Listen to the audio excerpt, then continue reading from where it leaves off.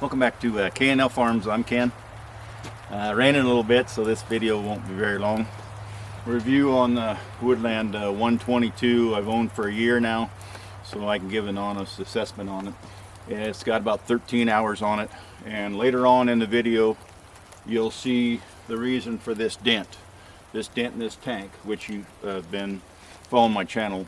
You'll realize that dent, but we'll go through it real quick. Oh, and the other thing is deciding factor, the why I chose the Woodland. When I did the investigation, or when I started learning about sawmills, because it took me about 40 years to afford enough money to buy a sawmill. They said, or the people that I reviewed, said that for a project, if you're doing a certain project, for the money, this has a higher quality, and it does, higher quality, and it's manufactured better than most, which I found to be true so far. I've had no problems with this saw up to this point. But the other thing in that is that the other brands, if you were going to do it for commercial use, if you were going to do, you're going to try and sell the boards you make. You have a lot of logs like I do. I'm on a large timber lot, and you're going to try and sell a product. They say this is probably not the saw you'd want, a higher grade saw. This was when I with the extension, the bed extension, the saw delivered to my house at that time, a year ago. It was I think it was $5,500, $5,800 was the price of this saw, with everything you see here. I had to buy it because it comes standard with I think a 10-foot bed, and I put an added 6 feet on it to make it so I could cut a 16-footer on this saw. And then here in a little bit, I'll get the GoPro on, and I'll go around it, and then later on in the video I'll show you some footage of me actually cutting with it. So so after that, I think we'll go over some of the qualities of it here right now. Okay, so some of the features I like is, in fact, I like this coolant. The coolant comes up, goes through here into this coolant tank. I'm going to explain here in a little bit. But when you hit the throttle on it, when you throttle it up, then the coolant come on automatically. You don't have to sit here and turn a valve on and off. Now this valve right here is for your flow control, so you can adjust the amount of coolant that you have on and off. The other thing that I'll scroll you up here in just a minute. The other thing is, this is the metric, or the one I don't like. I don't really like this this tape measure, and I'll go back around here. I like this one because of the light. I can see it better. And this is the gauge. This is the height of which you have to adjust when you first get it. The height for the gauge. And then normally I would just set it to, I normally cut everything in 1 inch segregations. And I start out with 1 inch, so I'll just go down a little bit.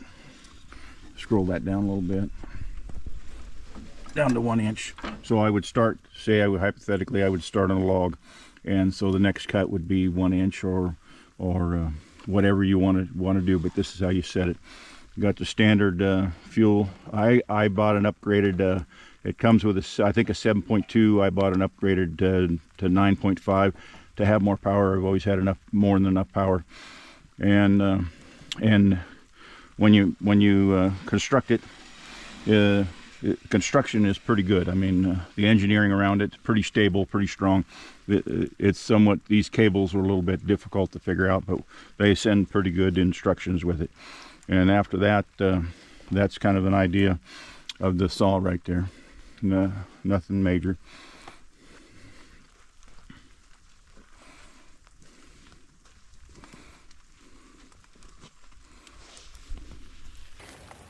Okay, I was going to explain to you this dent. This dent, when I built it, I built it. It comes in a big crate of you'll be surprised, big box, metal frame around the big box, and I constructed it in one of the other buildings outside, or excuse me, by the toolbox. and I constructed it on the pallet, had it all made up, didn't have any coolant in it, didn't have any oil in it, didn't have anything, just brand new, just real constructed. Brought the pallet down on the tractor. I got to scroll this forward to show you a little bit. The rails were made, the frame was made already. I'm getting ready to set this saw on this set of rails. Pallet's over here, tractor's over here by myself. Of course, I thought I could do it by myself. I get to about this point and it starts to tip. Now that thing is heavy. Remember, I'm not picking it up. I'm just sliding it off one pallet onto the rails and moving it down. In theory, that didn't work out that way. And it started to tip. I don't remember if it was tipping on me or tipping forward. And when it started to tip, I just gave it a big shove, thinking it was on the rails and it was ready to go. It rolled right over and landed on the rails, landed right here on that dent. And that's how that dent got there. I was trying to do too much by myself, which is kind of the way I roll most of the time. I roll right up to failure and then wonder why I didn't ask for help afterwards. But that's the nature of the beast. So then I had to go down to the house. Remember, the saw's tipped over, my brand new saw. Hasn't even ran, no fluid in. It's tipped over, it's sitting on the rails. And so I go up the house, I get a little bit of help. We set it back up, set it back on the pallet with the tractor running behind us, and then roll it on. And so that dent, it was not freight damage. When this came, it was pristine. There was nothing wrong with it. But this was from me. This was not freight damage. Which a subscriber has asked about that dent. Actually, a few subscribers have asked about that dent, and that's how that dent happened when I was loading it onto the rails. The other thing is the big thing they talk about is tension on the saw blade. You get too much tension, you're going to burn this bearing out. You don't get enough tension, you're going to throw that. That's an old phrase. That blade's going to come off the pulley, and then you got to redo it. So now I've been through maybe 4 of these blades so far in 13 hours. Found the blade on the wood I'm cutting. A blade will run about 4 logs. And the way, since you got earmuffs on, I can't really hear the saw running. The way I conclude that I needed to change the saw is if you're in a cut and it starts to make a wave, you come out of the end of that cut and that board or that finished product has a wave in it, that means that your saw is getting dull. Now in that 4 blades that I've replaced, the number 2 blade came from the factory with the blade. The number 2 blade had a bent tooth. At least 1 bent tooth, if not 2 bent teeth. I wasn't educated enough or experienced enough at the time to figure out. I thought, in fact, I had done something wrong. The saw was bunged up somehow. I thought it was saw tooth speed or saw speed or RPM, motor RPMs. I was thinking everything I could, and then that blade actually got dulled out, and I put another one on after that, and then I concluded that it had a bent tooth on it. Prior to that, I had no rationalization why I was getting such a terrible face on the cut. It was just ragged. You could see that tooth every time it rotated. One revolution, it made a tooth mark in it. So then after that, then it went back. It should be fairly smooth, especially on the stuff I'm cutting. This pine I'm cutting should be just smooth, almost like it looks like it went through a planer. Shouldn't be any saw marks in it whatsoever. But that second blade definitely left the saw mark in it, and that's kind of an idea of the saw.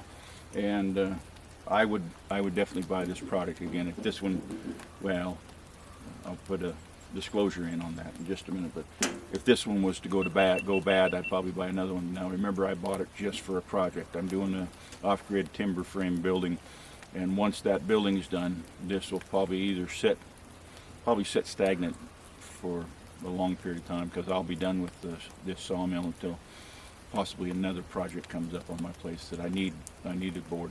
But if I just needed a timber, then I would just run it for a short period of time. I wouldn't be producing many timbers. I don't know how many timbers I produced on but quite a few 6x6s. I've probably done 10 or 15 6x6s on this. And logs, I've probably done 20 or 25 logs already on this in a year.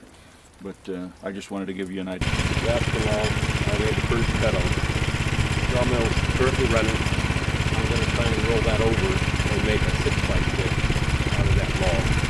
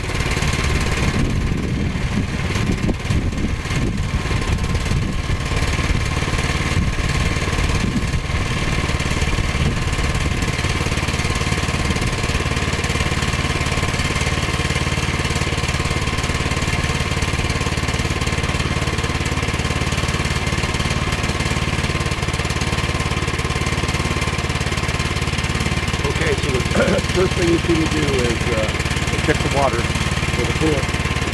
And then this is, I need that to be 6 inches from there to there. And right now it's 7.5, so I'm going to take the safety board off and might be able to see it over there. Because I need a bunch of 1-inch too. And let's cut a 1-inch, and when I say 1-inch, it's actually like 1 inch and 1/8 because it's shrinking, because it's green. So if you want a 1-inch finished product, you have to be bigger and allow for one drag. But I'm going to make that cut.